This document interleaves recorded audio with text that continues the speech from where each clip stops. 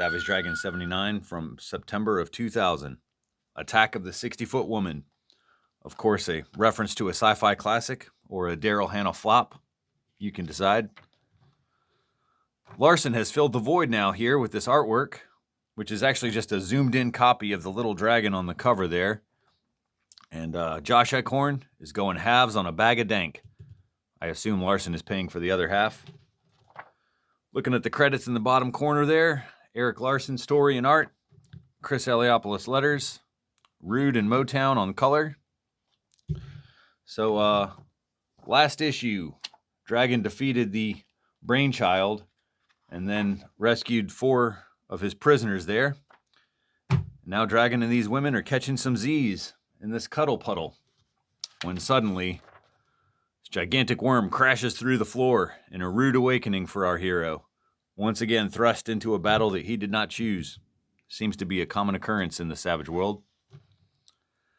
After drawing this killer worm away from the ladies, Dragon gets too close and ends up getting swallowed whole by the beast. But he's able to escape. After ripping out its tongue and killing the creature, Dragon turns into Chef Bobby Flay, grilling and chilling with the ladies here, barbecuing this disgusting monster, which puts the smell of meat into the air, attracting a gigantic 60-foot woman. Not just any woman, but Rita Metermaid. It's Dragon's former coworker from the Chicago PD. Anyway, she's in a feeding frenzy and easily dispatches the Dragon, who is fighting for his food. There's a couple of design choices here I wanted to point out. So we've kept these panel layouts pretty clean, but up till now, because there's some sound effects that are breaking the panel borders on both of these pages. So it looks like we're relaxing that kind of rigid border structure slightly, as well as fewer captions and fewer thought balloons. Just an issue ago, we had just pages of nothing but thought balloons and captions. And now it appears that Dragon has people he can talk to, so we don't have to rely on that as much. So Star shows up. The familiar masked hero is apparently alive and kicking in this savage world. And he knows Dragon and Rita, calling them both by their names as he saves the women from being crushed here. And the fight continues. And Dragon is able to knock Rita off of her feet. I think this is Quentin Tarantino's favorite page of Savage Dragon, maybe. We got multiple shots of these huge feet. I'm no foot fetishist, but there's plenty of shots here for all the toe-sucking sickos to enjoy. So Rita is unconscious, and then Dragon sends the other women away so that him and Star can have a chat. Starting with his secret identity, Dragon recognized William Johnson underneath the mask. It's another cop from Dragon's previous life. These guys got a somewhat complicated history, but for now, Dragon wants some answers. And these 2 pages may be the most revelatory that we've had so far in the new universe. There are some clues that readers and Dragon have been waiting for. So William is kind of confused by Dragon's memory loss, but he fills us in on all kinds of stuff on what happened to this world. And like which of his friends are alive, including Frank Darling and Alex Wilde, both alive. William explains that there was, Martian attacks, which is how Rita ended up a 60-foot tall savage retard.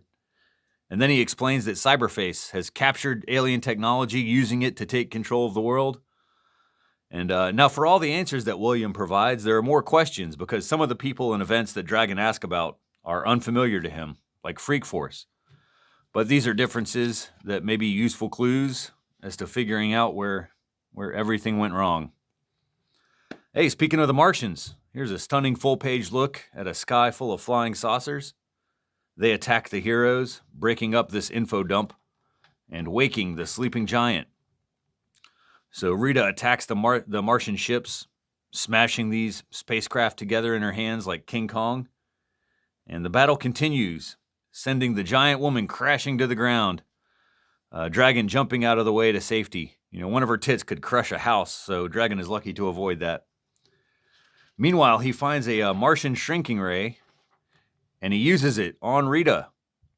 But then our hero is captured by these robots, put aboard one of these ships, and a cliffhanger that leaves Rita back at normal size and intelligence, reunited with William Johnson. And we got a tease for next issue, Lurkers Beneath Lake Fear. So good stuff. Maybe the best or most satisfying issue so far in the new storyline. Fans writing in about this issue really seem to appreciate some of the familiar faces, as well as the explanations and information about the Savage World. On to Fanatics. Larson starts by admitting that the books are shipping slightly later than he would like, partly because of his increased workload. So Larson has started working with Marvel Comics again. This time it's a new Fantastic Four series, the world's greatest comic magazine. That runs for about 12 issues, and Larson is doing plots and layouts as covers and stuff for that. So then he casually drops that he's working on a new Defenders comic as well. So he's a busy man. Got plenty of letters here with reaction to issue 77, including this one from Crackville, New York, which I looked up and does not exist officially. We got more letters like this brain-dead booger eater from Auburn, Alabama, Herb Rotfeld, who says that reading comics makes his head hurt, and I'm not surprised. I will say, though, there's some confusion amongst the fan base, and it's almost like you have to kind of read these letters pages to get some clarification from Larson on some of the rules of the world. He kind of numbers some of them here. But moving on, we got a half-finished sketch that was going to be the potential cover for issue 49, followed up by Dragonbert, Megaton Man by Don Simpson, got Desperate Times by Chris Eliopoulos, and an ad for a new Desperate Times series, the cover of which features another gigantic woman in a bikini. It's kind of corporate synergy here. So this is going to be a 4-issue series from ARG Comics. I believe that's the only comic ever published by ARG, was Desperate Times.